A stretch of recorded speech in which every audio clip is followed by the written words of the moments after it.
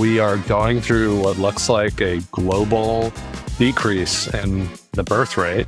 I think probably all of us thought, hey, we all know Japan is getting older and they aren't having a lot of babies, but I think we kind of thought it was isolated, and it seems like it's spread all over the world. 1, 2, 3, 4. Hey there. Welcome to The New Rules with Alan Pentz, where we help you navigate today's chaos with precision. Your host, Alan Pentz, has 25 years of experience working in business and government, and he knows how the old rules have fallen apart. Each episode, we'll explore how to thrive in this new landscape by mastering the new rules while everyone else is still figuring them out. Let's dive in. All right, we are back from the New Rules podcast. Well, what are we discussing this week? Well, you have a bee in your bonnet about demographics, Alan. I don't have a bee in my bonnet. Everybody else has stopped breeding. I think that's the problem. Right. No, it's not you personally, but interesting. So you've been doing some research. We started to talk about this last week. Yeah. So I think it's sort of like I don't know, it's discussed in certain forums, but I feel like it's not talked about in the press a lot, that we are going through what looks like a global decrease in the birth rate. And, I think probably all of us thought, hey, we all know Japan is getting older and they aren't having a lot of babies, but I think we kind of thought it was isolated, and it seems like it's spread all over the world. So kind of spurred by a McKinsey report. I'd been reading some stuff about it, but McKinsey put out a good report that had some data about it. And what I thought was really interesting is we're kind of going through these waves of decreasing fertility. So we have that sort of first wave that's kind of happening now, and that's really Japan, advanced Asia. China is really part of that. So even countries, I think this was a kind of counterintuitive, that even countries that aren't that wealthy, still have a lot of poverty, are having severe demographic problems. So China obviously had the one China policy for a long time, so that you can only have one kid, then your fertility rate is one. And sort of the theme here is, I use this, it's like how the average number of babies each woman has is basically the factor that I'm looking at. And for replacement, you have to have 2.1 for each woman. So she has to replace herself, her partner, or whatever, the guy in the couple.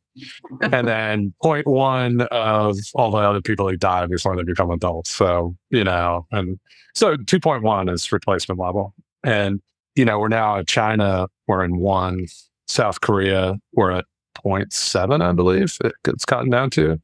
So that means within a generation or two, as those older people die off, you're talking about half the number of people. And in South Korea, fewer than half the number of people that are there today, which is insane to me. I mean, I don't think we've ever seen this in human history. We've seen sudden demographic collapses because of something like the Black Death, right, in Europe, where, to 2/3, right, half to 2/3 in certain areas.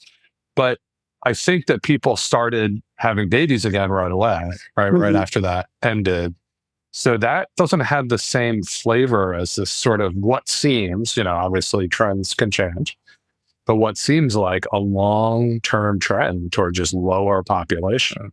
And what happens when half the houses are not lived in, and property prices go down, all asset prices go down. Growth has to slow down, I guess. Growth is, unless we have these miracle technologies, I don't see how growth really continues. And so I just don't think we know the results of this. And it's a little concerning. And it's been going on for a while. Yeah. And so I guess going back to like the 3 waves, right, McKinsey talks about. So you've got that first wave with Europe, which is in the mid ones, 1.3 to 1.56. Yeah, it's like 1.4. I think the median average in Europe overall is 1.4. Even lower. And the U.S. 1.2. U.S. is a little bit higher, largely because of the immigrant population. So I think that the native population is 1.3 or 4, but with the immigrant population, we're at 1.6, and obviously we're supplementing. Well, we used to be supplementing with a lot of immigrants. And so you're really looking at Canada's like that, Australia, all these sort of developed areas, including maybe medium developed areas like China and large parts of Asia are already we're already done, right? Because as someone said, it takes 30 years to make a 30-year-old. So even if you start today, we're still going to have this population collapse at some point because we've had this period where you have 1 to 1.6 across the developed world of population. So this is baked in no matter what, even if the trend changes in the future.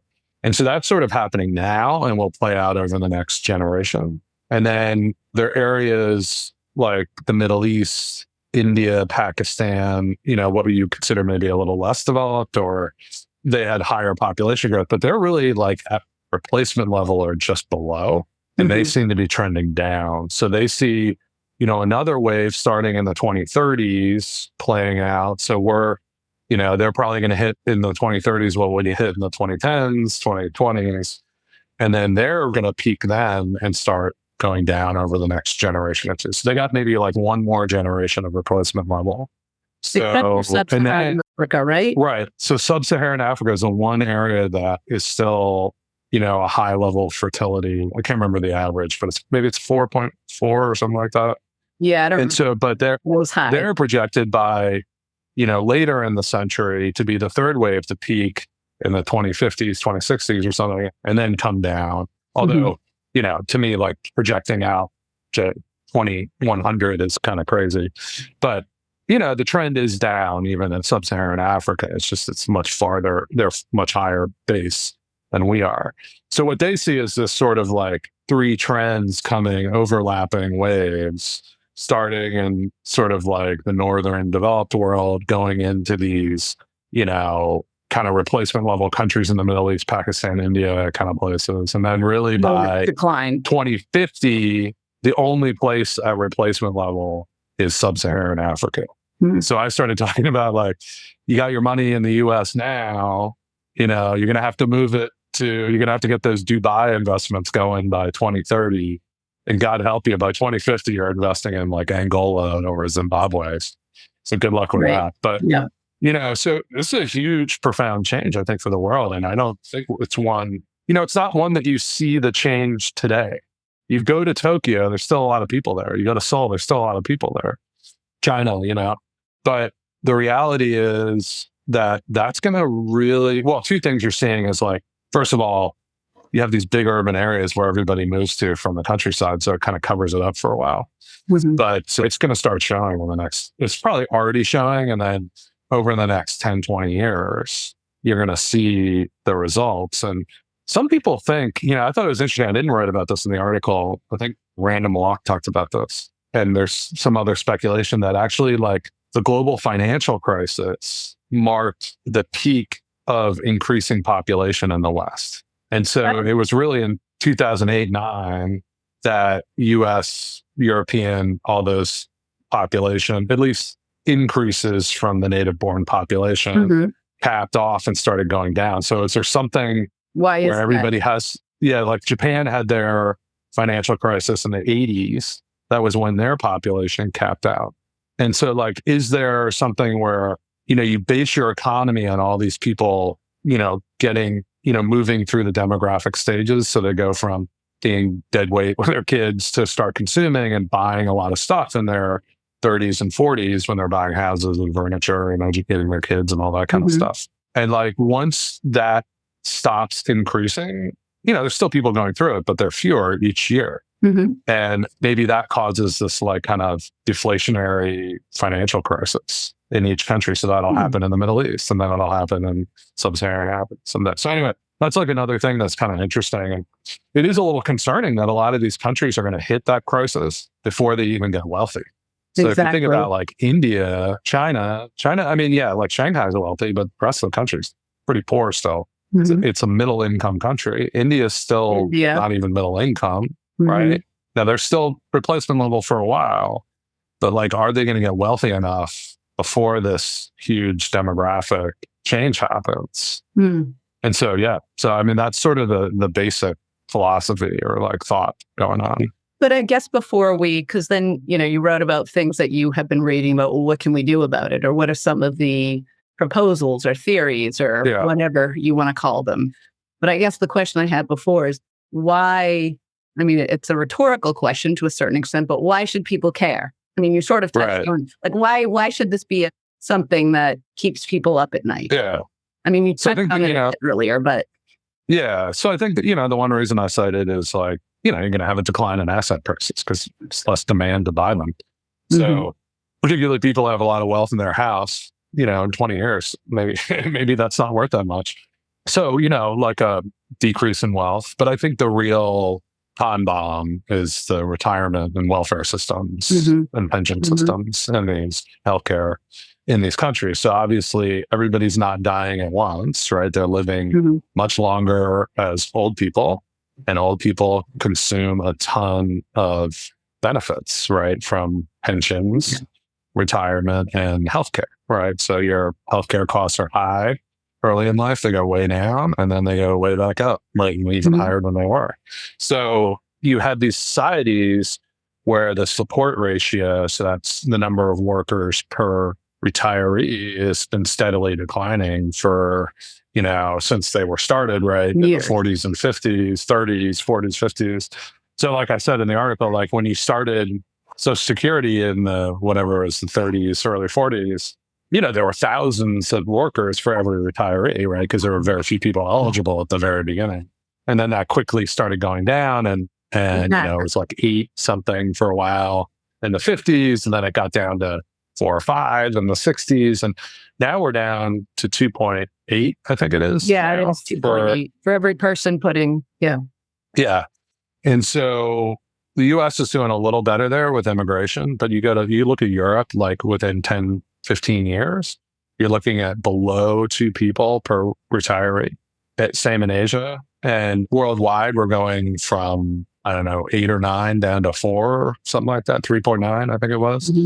And so these systems that provide healthcare and pensions to older people are going to collapse at some point. You just can't pay for it all with 2 people working and that number falling every year. The burden on the only productive people in your society, not only, but like the most productive people in your society who are working have an increasing burden every year. That's just not going to work.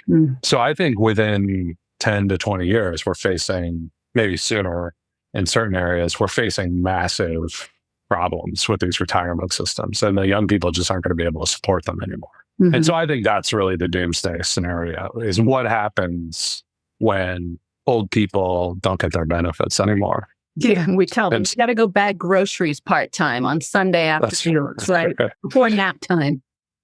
Yeah. It's just, so my thought is the first step is what we're doing now, which is like kicking the can and making stuff up, right? So we're going to do that as long as we can, just like layer on more debt, make no sacrifices, right? We got, governments in France that can't get budgets passed. And like the only majority, I remember reading in the fall when Macron's government fell, the only majority in the French parliament was to reduce the retirement age. Yeah. It's like, that is insane. Like they're going to 64, I guess, under Macron's reforms. And it was at 62. And like Mélenchon kind of, the left, he wanted to bring it back to 60, And so it's like, hey, these systems are completely unsustainable. And then you're going to make it worse.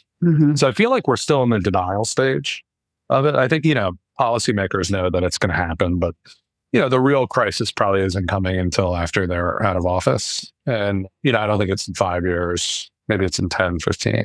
Well, yeah. And it's another generation that people can because we do just think about ourselves, right?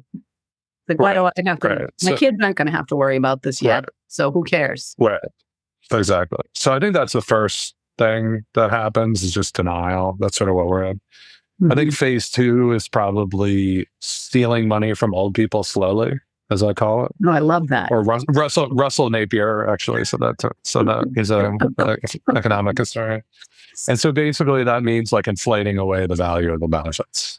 So you do various things to like mess with the cost of living adjustment. you devalue the Medicare benefits, you know, put in more copays, stuff like that. So I think, you know, phase 2 is like, hey, let's not make it seem really bad all at once and just gradually grind away your benefits over, you know, some period of time. And then I think eventually in phase 3, people realize that the benefits aren't worth that much anymore. And that causes a political crisis. And so then at that point, there really is no option at that point to make the old people whole because there's not enough workers around. Right. So the political crisis will lead to some sort of resolution where we adopt some more extreme policy. And I don't, you know, looking out at that, I don't know what it's going to be. I mean, I think maybe, well, so I end the article kind of saying, in the end, I think people will start having kids to support them in their old age again, because the benefits aren't worth it. Which is what people used to do before. That's what people used to do. So I'm like, if the whole system collapses, or like not collapse, maybe it doesn't collapse, but it erodes to the point where people just really don't view it as a great system anymore, then what are they going to do? They're going to go back to doing what they used to do, which is have kids so that they would support them. So maybe the problem fixes itself after some horrible series of events that I don't want to live through, but I think it's going to happen. Well, let's go back to, because you talked in the article about what some other countries have, I mean, like the Nordic countries, for example, like increase their social safety net supports, you know, to support particularly women, working women. They can continue to work, have their careers, have kids, you know, fathers get, or fathers, or whatever, you know, partners get. Right. So a series of pro-natalist policies. Sure, pro-natalist policy. That's nice. Hungary's paying people to have kids, and the more kids you have, the more you get. That's just flat out cash. I like the flat out cash. But I mean, none of that seems to work, at least sustainably. Right. So I'll hit that second. First is like what I've been reading some stuff by this guy, Lyman Stone, who's he's an advocate. Oh, so yeah. He's a researcher, but he's clearly pro-natalist. So he has motivated reasoning too. So you have to, understand that when you read him. So he's been showing, he did a couple of blog posts on his Substack showing that a lot of the reasons people say that fertility is declining don't really hold up. So there have been people have said, oh, as the world gets wealthier, people have fewer children. And we can see from the data that, there are a lot of times poor people are having fewer kids than wealthy people. And then people will say oh, it's too much crowding in cities. And again, we could show data where that's not true. Now, a lot of these are correlative effects, so he says you can't read history, you can't read the data sideways, which means Italy has a lower population, fertility rate, right? It also has more urbanization. It's also wealthier than when it had a high fertility rate. It's also got, better espresso flavors or whatever. All these things all happened at the same time. Right. And so you can't walk in and be oh, it's because they are richer. Because I don't know, that's just, those things happen inside. Yeah, they're correlated, not causal, right? So I think what he's doing is blowing up a lot of the correlated reasons that aren't causal. Mm-hmm. And then you look at things all right, well, maybe it's because women have to work. And if we didn't have them work, or we supported them, or they don't have enough benefits to support them in early childhood, for when they first have kids, well, you can go to the societies where they've done this stuff, right? First of all, you can find societies where there are a lot of women who don't work and their fertility rates aren't that great. And then if you look at the Nordic countries where they built out huge social support networks, a lot of parental leave, a lot of part-time work, a lot of other things. And nice daycare. You get great daycare, which is all great. I'm not saying but it's it didn't really boost the fertility rate that much. Mm-hmm. And so what you'll tend to see, particularly in Hungary, where you're actually just directly paying people, you'll see I think what he was saying is there's a little blip where it goes up, 0.1, 0.2% for a little while, and then it kind of goes back. For a short period of time. Right. And even if they get you a couple of, basis points, which means, a hundredth of a percentage point, not a percentage point, that's the most you're going to get, it seems from these experiments. And they don't get you back to replacement. to make it slightly better, but they're not solving the problem, right? And they really, to be honest, they don't seem to do that much, right? And so it's really a conundrum. People are like, what is going on here? How do we stop it? No one's really got an answer.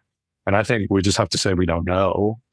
And the other thing that he cites that I think he does think is compelling, which kind of makes sense to me, is the most correlated thing is the infant mortality rate. So the way he put it is like women or women and couples, whoever, have a certain number of children that they want. And it used to be that they knew some of those children would die, right? So if you want 3, you might have to have 5 or 6. And so people, when there was a lot of infant mortality, people tended to overshoot the number they wanted. And they ended up with more kids than they actually wanted. And now that infant mortality is like almost gone, it's not gone, but it's like way, way down. Now women tend to undershoot. And it's not really clear why. Because they say they want more kids than they have. Because having kids is hard. Yeah, it's hard. Well, Tonya could say that. So, yeah, you're like, hey, I want 3, and then you have 2. You're like, yes. Is that what it is? Right. Yeah, absolutely. Exactly. Well, so you hear it's true though. Straight from the mother's mouth here, right? Straight from the mother's mouth. That's right. So maybe that's going on. Who knows? And I think the other thing that I've seen people write about is like, obviously with women working and we're living longer, women are delaying childbirth, right? So part of this might be, so there's some suspicion that women want more kids, but they tend to have them later, so then they can't have as many. So maybe that's part of it. And like, definitely that seems to be the case, but you figure we have IVF. We have countries where, like Denmark, say, where IVF is paid for. So like one thing is IVF has extended the period of time women can have children, but it's expensive and it hasn't extended it that much, but it has, right?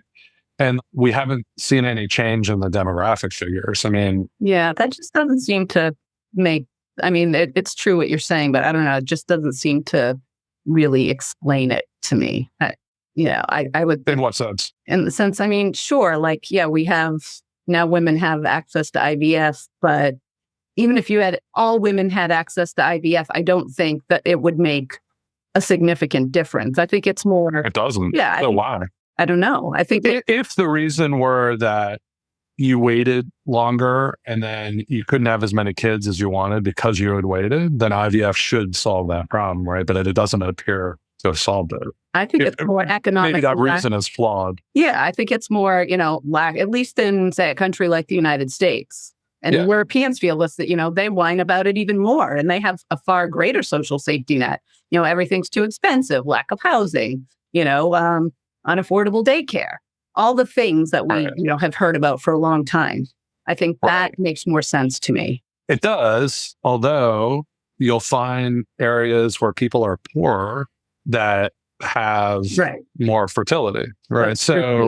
That's why it doesn't. So it might be a mismatch of like expectations too. And I actually probably need to do some more research on that, because it's like, we are richer, but we also have much more expectations for our quality of life and like what we should be able to do. And maybe the cost of children is just misaligned with that versus like, there's a bunch of poor people that are poor and they still have a bunch of kids, but it's not like they're like, oh, I could have had this life, but I had this life because I had kids.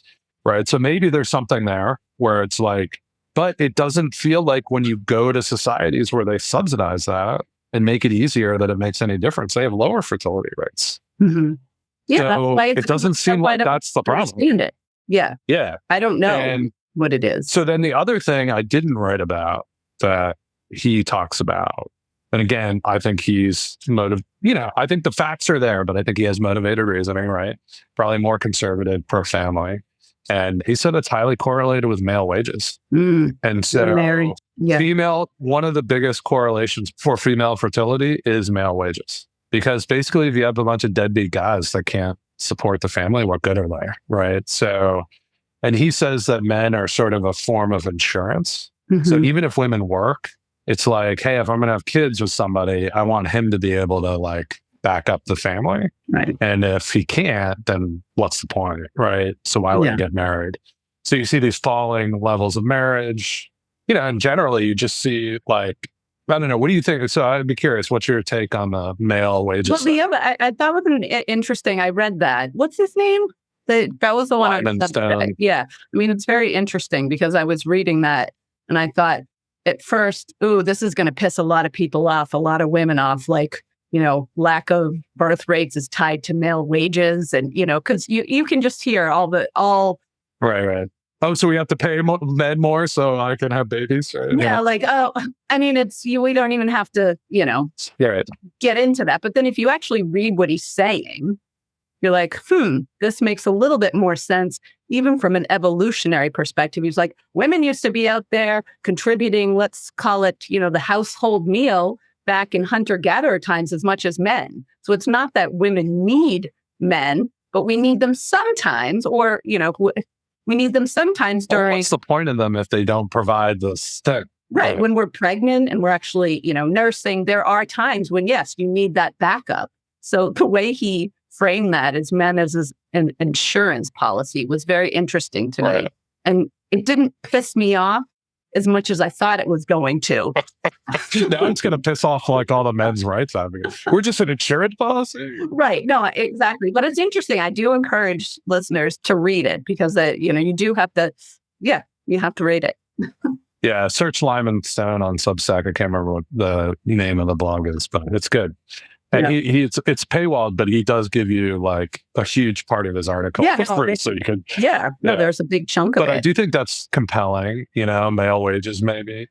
There's also just like, I was reading something else today, not about fertility, but it was just about the lack of relationships people are in. Mm-hmm. Like there's just a drop in relationships, people having sex, people having any kind of romantic partnership.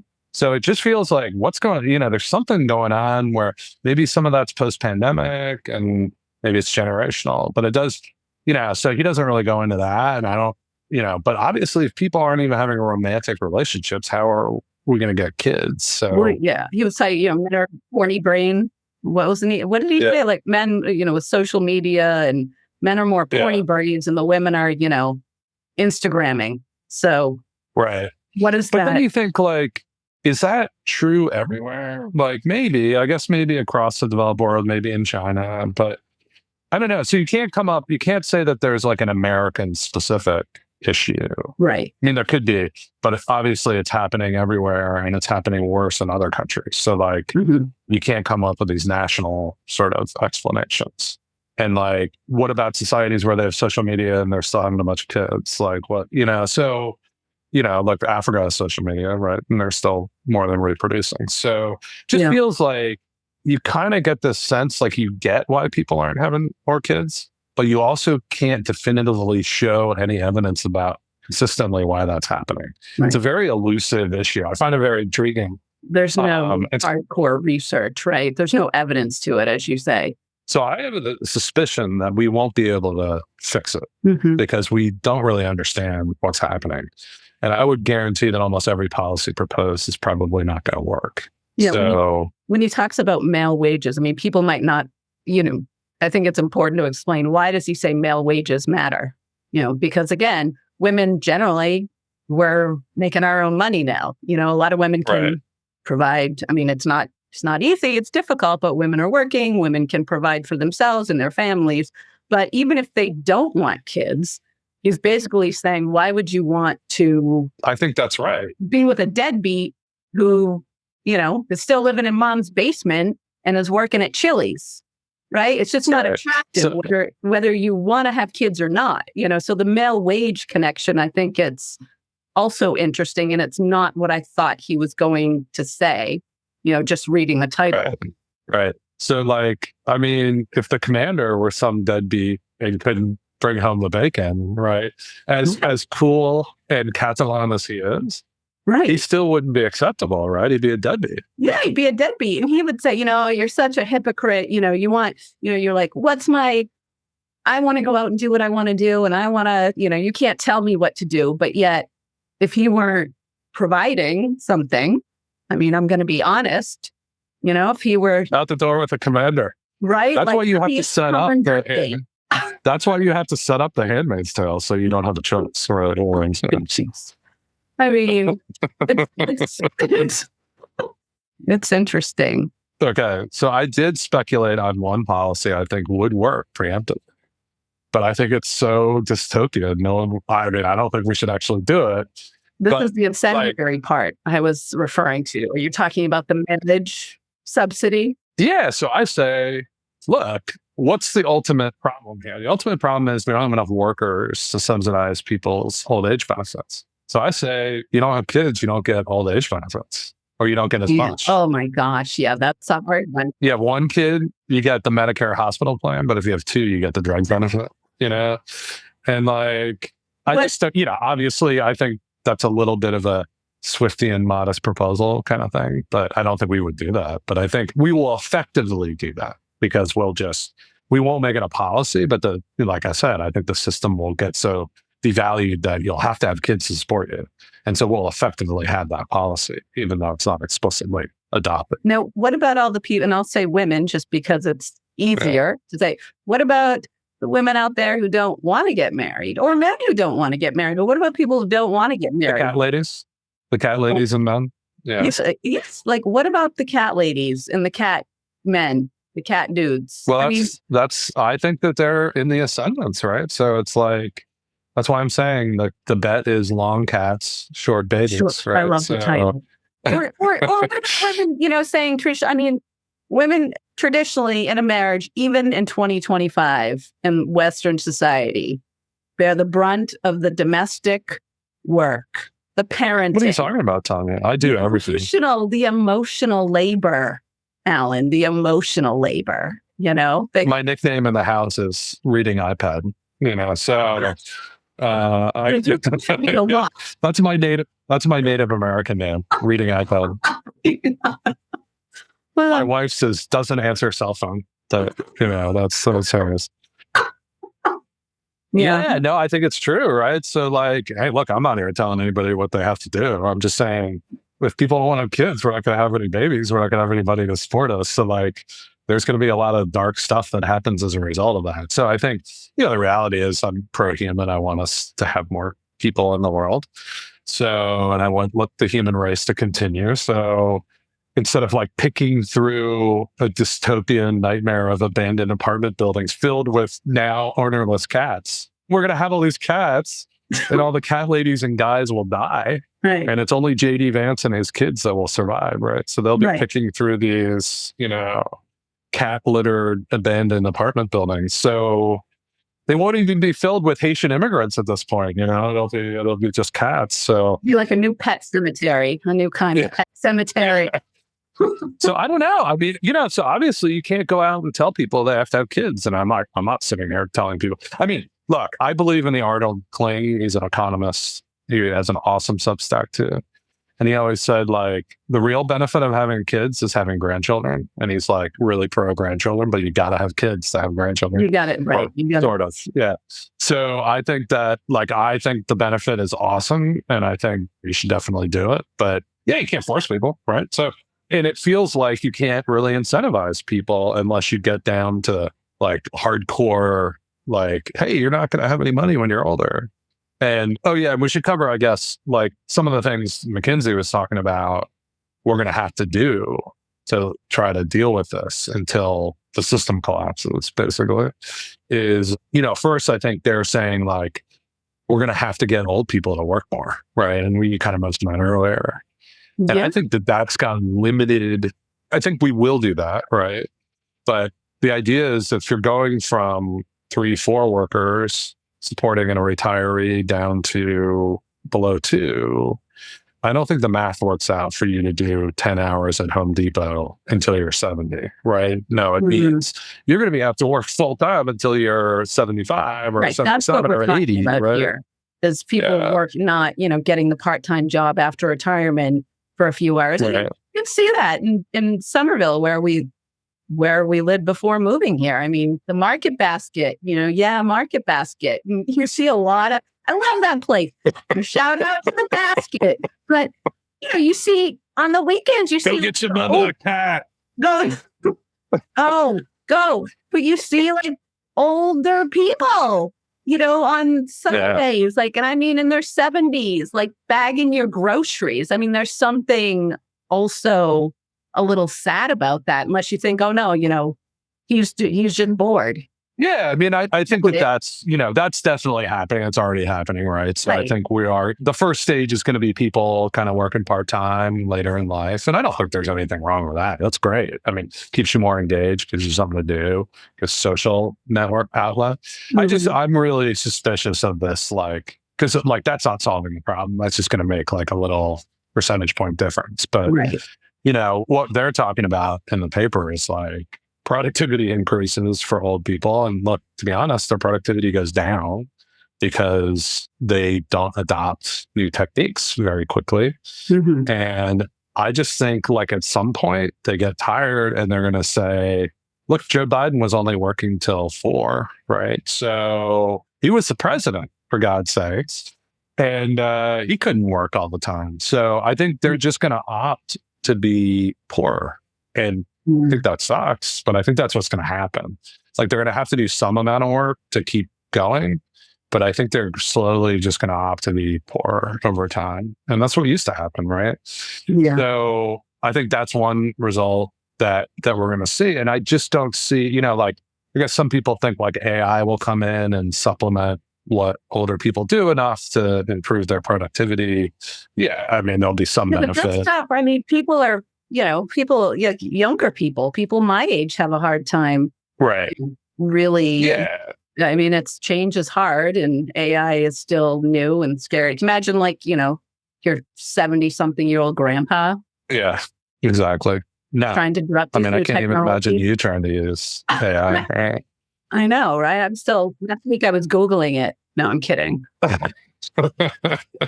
So I don't know. I mean, I think, like AI is great and it will help, right? It'll do a little bit, but like, I don't know, like I was reading about a couple of weeks ago, even key technologies like computers, the internet, electricity, steam engine, you're talking 0.5 to 1% increases in GDP.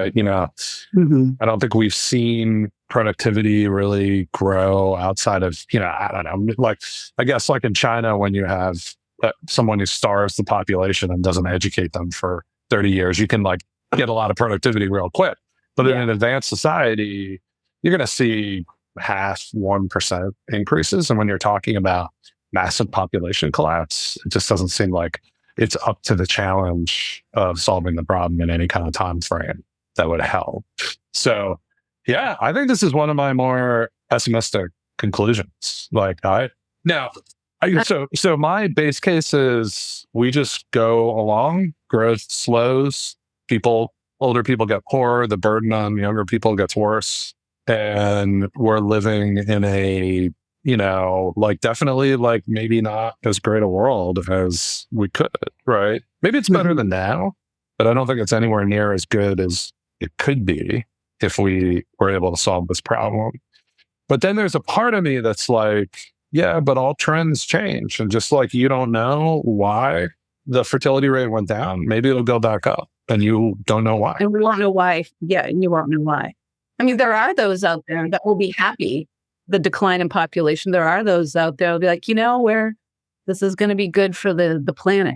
Cares? I mean, I'm like, so the planet's going to thank you 100 years after you're dead? I'm not saying I agree with that. I don't get those people. Yeah, just I call those people silly.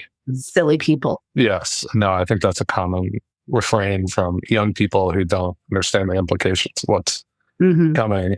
But I do see trends change. And so our ability to project, just like I'm like, how does some demographer in the McKinsey and Census Bureau of the world, whatever that does it, how are they able to see what fertility rates in Sub-Saharan Africa are going to be in 2100? They have no idea, right? They're just taking a current trend and projecting it out. And that is, in most cases, that doesn't really work very well because you end up, things change, right?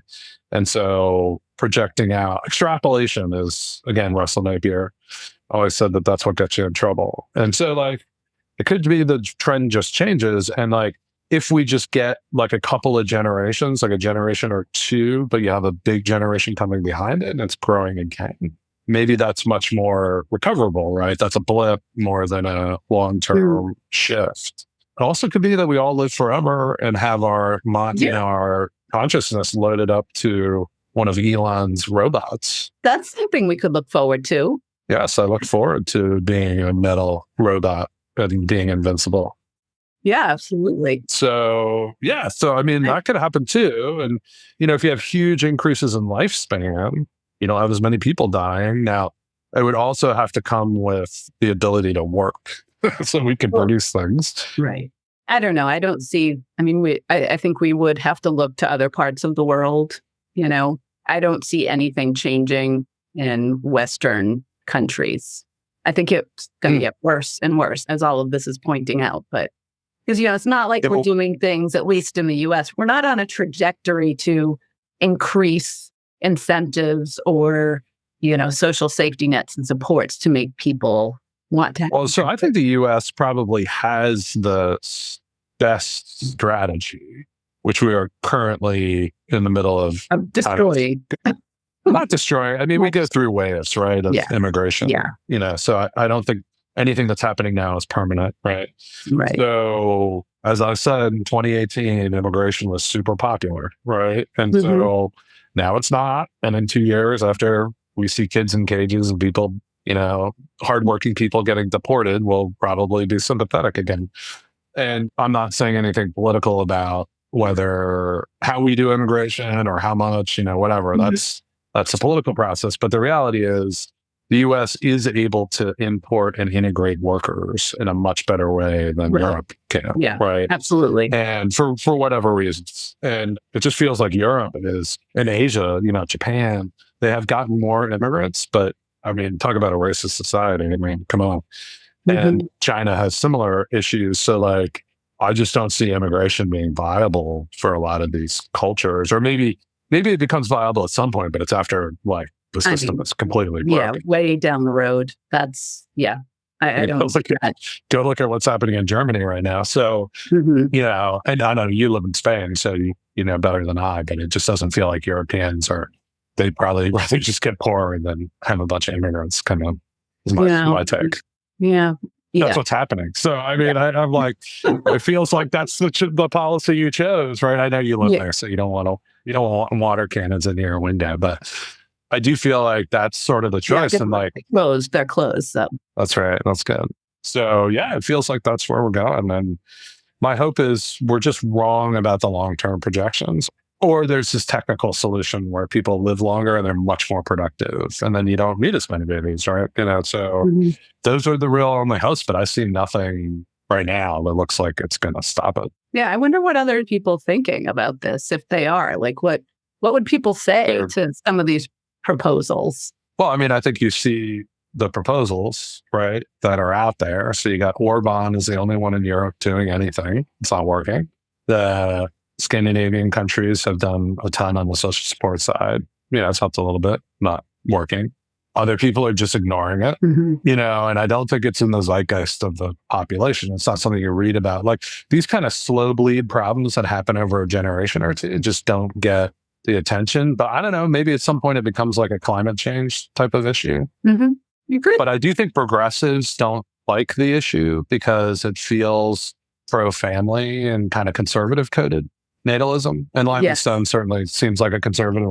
I don't know that much about him, but so I think that's one of the issues is that intellectuals tend to be progressive and favor progressive causes, and this is not coded that way. And maybe it will be at some point. That would actually be interesting. But not the way it is now, certainly. How could you code? One thing you could do to get it into the conversation more is to code it as more progressive. And then professors in the media would want to talk about it. That is certainly not, And there's all this stuff where you talk about male wages, feminists are not going to want to hear about how men need to get paid more, right? Right. I mean, it's just on the surface of it, it's a tough thing to sell, at least from a progressive perspective. Absolutely. Yeah. I think that's maybe one of the issues. That's one of the issues. It's I think progressives have just the way we've conceived of everything. It feels like they're happy to see it happen. And I think that's a mistake because all of their social programs are going to collapse. Yeah. So it's so interesting. At what point at what point will they realize, ooh, this is not going to work? We got to do something different. That's an issue. I didn't write about that, but so that's another, I was going to say, that's another thing, like how to see this from the progressive point of view. Yeah, I think that you get this like feminist, male kind of conflict that's bad for them. There's like the environmental piece of like, oh, the planet would be better. I think they're just generally not pro-growth, I mean, that's not 100% true, but, definitely there's like a degrowth kind of element in the progressive movement. Like a lot of the things now giving huge benefits to women or families, paternity leave, maternity leave, social supports, blah, blah, blah. That's progressive. Doesn't seem to work, but, at least maybe something like that would at least get the attention on it. So I guess that would probably be my guess is how you would progressive code it as you turn it into like social benefit language. And then they would probably support it. But it doesn't seem like it would fix the problem. Well, won't fix the problem necessarily, but it would be a good conversation. That's right. But awesome real estate opportunities in about 30 to 40 years, basically anywhere you want to go. Just have to kick out the counts. There you go. Then you're good. Yeah. Then you got my grandkids can live wherever the hell they want, Absolutely. Sub-Saharan Africa, there's going to be nowhere to go there. But yeah, and would you want to? Hey, of course I would. Yes. But there's parts, South Africa, Namibia, beautiful. That's true. Yeah. That is true. Angola's on the up these days, so I shouldn't make fun of it. But well, we're just joking. Yes, we're just joking. But cool. Well, I guess that's it for today. So no more babies, long cats, short babies. Go Dubai. You're betting the end. Bet long on cat. Long cats, short babies. Excellent. Well, that's it. Talk to you soon. I'll talk to you soon, Alan. You've been listening to The New Rules with Alan Pentz.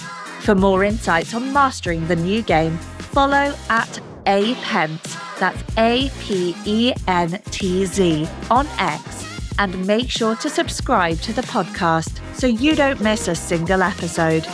Thanks for tuning in, and remember, in today's world, you don't follow the rules, you write them.